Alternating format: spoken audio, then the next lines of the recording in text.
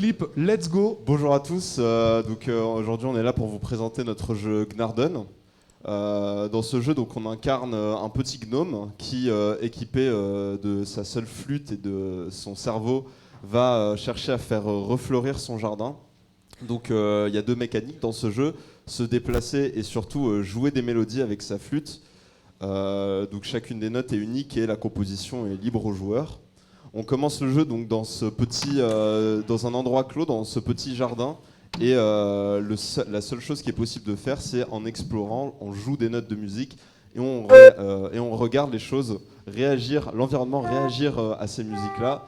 Donc la première énigme, c'est tout simplement cette petite pousse qui réagit à certaines notes de musique en jouant la bonne mélodie et guidée par ses réactions. Faut te rapprocher. En jouant la bonne mélodie, on remarque que la fleur pousse, et donc libérant le passage.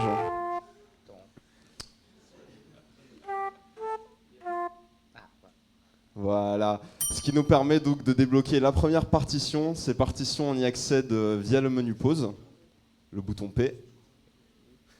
Ah, excuse-moi. Et donc, à partir de ces partitions qu'on débloque en résolvant des énigmes, on peut alors faire refleurir les plantes du jardin. Si tu veux bien les faire refleurir, la première plante. Faut savoir qu'on a eu quelques difficultés à trouver cette idée de jeu de laisser le joueur composer librement ses propres mélodies. C'est-à-dire que quand on a eu le thème, on voulait vraiment mettre la musique et la mélodie au centre du gameplay, c'est-à-dire qu'on voulait partir des caractéristiques de la musique et en tirer un gameplay, et pas l'inverse, c'est-à-dire partir d'un gameplay existant et y coller le skin musique entre guillemets. Donc on a eu pas mal de difficultés à trouver ça, mais on est assez content de l'idée qu'on a eue. Le côté infini, il vient du fait qu'on laisse le joueur jouer ses propres musiques, composer ses propres mélodies, c'est-à-dire que la musique devient une sorte de jeu dans le jeu. Durant la Game Jam, quand on faisait quand on faisait tester le jeu à des gens, avant de commencer à explorer ou quoi, on remarquait qu'ils passaient les 5-10 premières minutes à juste jouer des musiques et essayer de trouver des mélodies sympas. Donc le côté infini vient vraiment de cet aspect-là, où on a un jeu dans le jeu. Le plaisir de composer des musiques et d'explorer le monde vient de là. La deuxième énigme, si on descend, on découvre un petit oiseau. Ici, alors la solution, c'est de le laisser jouer sa petite mélodie qu'il faut ensuite répéter derrière.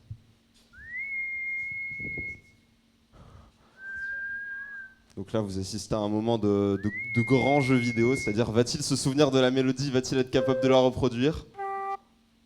Ah merde, attendez.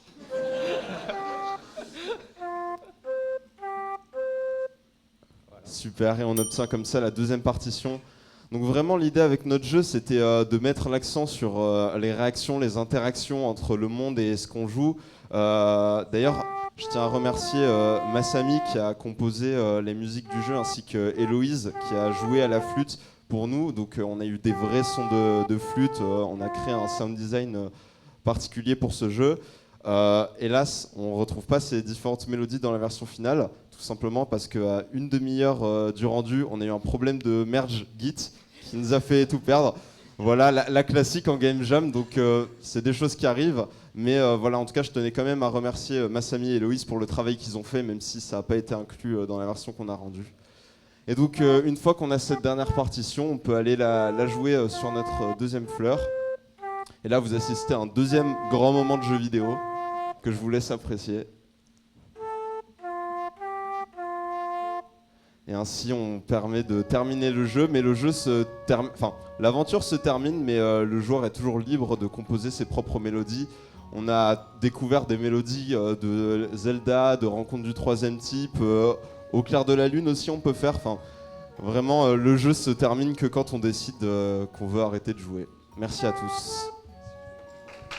Merci beaucoup, merci à vous, l'équipe EFM, avec ce jeu qui s'appelle Garden, ouais, jardin. Gnarden. C'est le mélange entre gnome Gnarden, et pardon. jardin. Oui, effectivement.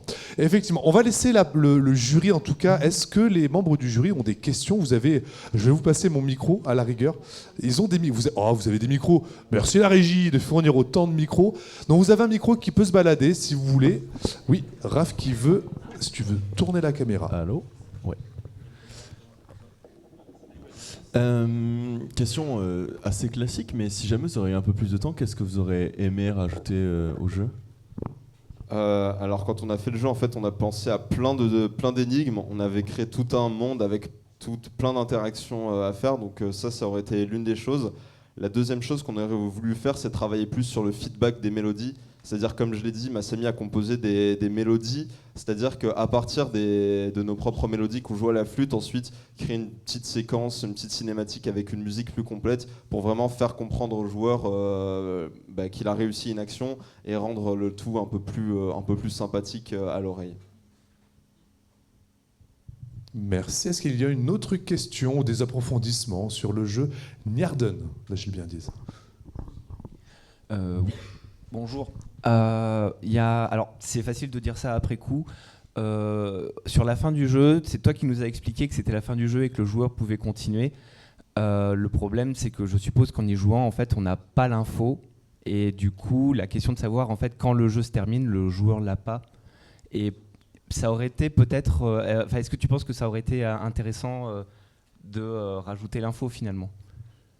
Ça aurait pu être intéressant. En fait, ce qu'on a fait, c'est qu'une fois que le joueur a débloqué, a fini le jeu, il y a une musique qui se joue. Donc une musique, c'est ça l'indicateur qui dit ça y est, t'as terminé le jeu. Ouais. Après, peut-être que ça aurait été plus intéressant de rajouter. Oui, on voit aussi que les deux partitions sont complètes. Peut-être que ça aurait été intéressant de rajouter une information. Après, on n'a pas trouvé ça nécessaire. Et surtout, on n'a pas eu le temps de l'implémenter. Non, bien sûr. Voilà. Bien sûr. Je dis effectivement que c'est facile de dire ça après coup, mais généralement, on a généralement l'envie de multiplier les informations à donner aux joueurs pour qu'ils soient sûrs de ne pas partir n'importe où et qu'il ait les bonnes infos, y compris pour la fin du jeu. Donc, c'était juste une question, il n'y a aucun problème. Merci. Merci à vous. Est-ce qu'il y a d'autres questions? À la rigueur, il nous reste un peu de temps, je pense. Voilà. Est-ce qu'il y a une dernière question, peut-être? N'hésitez pas. Vas-y, Paul. 1, 2, c'est bon. Bonjour. Petite question plus technique de curiosité.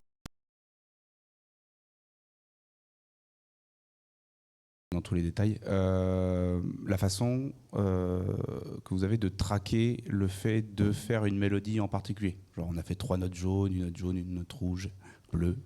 Ça, je peux répondre, c'est moi qui l'ai implémenté. En fait, chacun des objets qui interagit avec la musique, donc typiquement les fleurs ou l'oiseau, dans son code en interne possède une liste de notes qui doivent être jouées dans un certain ordre. Et donc, à partir de signaux envoyés par le joueur, quand une note est jouée, on détecte si elle est dans la continuité, et sinon on remet le curseur à 0 pour voir si la mélodie continue de se jouer. Qu'un timer pour vérifier. Exactement. Si. Très bien. Est-ce qu'il y a encore une dernière question, peut-être une ultime question pour l'équipe EFM, la première à passer dans cette grande finale? J'ai l'impression que non. On peut les applaudir, s'il vous plaît, cher public, même en ligne. Bravo à vous. Vous pouvez aller vous asseoir. Je vais récupérer le micro. Voilà. Merci, Anis.